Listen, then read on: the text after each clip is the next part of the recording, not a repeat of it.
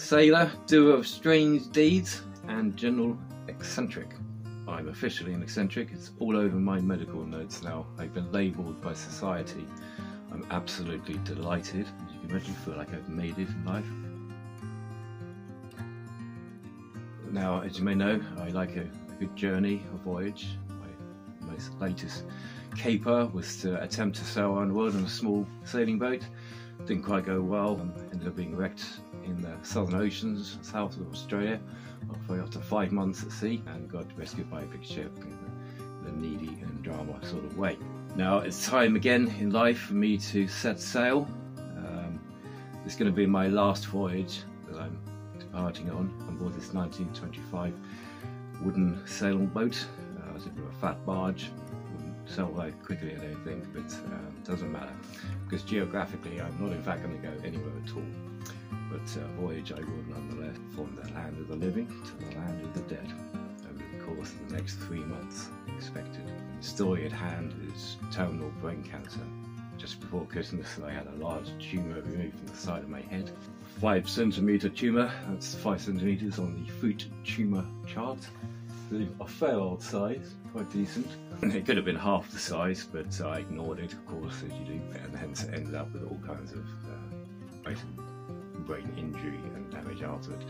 But they removed that, but of course not the bits left over. It's put up glioblastoma. It's a bit of a no-hoper for anybody. It's the 1 in 1,000 bad news one that you don't want, basically.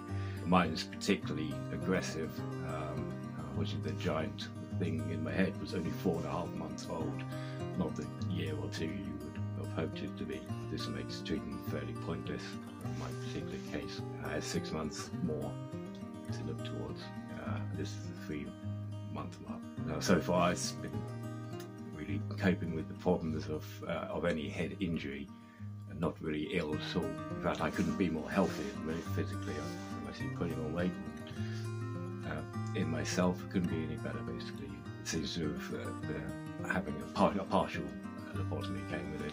It's done me a lot of good. Should I have done years ago, frankly. But there you go, who would know. What lies ahead of me basically is a descent in physical ability. No sickness, there's some pain. It feels like a hangover, it's not much to talk about.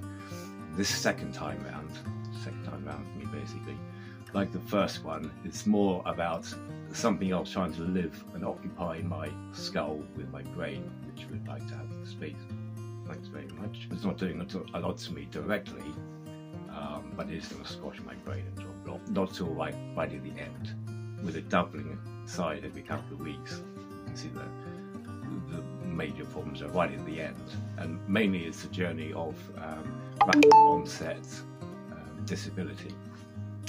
So this is the story about how I proposed by engineering, designing my environment and this boat, same way I would on any voyage, and challenge, make it possible for me to maintain my own caring and dealing with the whole thing as close as humanly possible, to basically do it myself and be awkward, you know.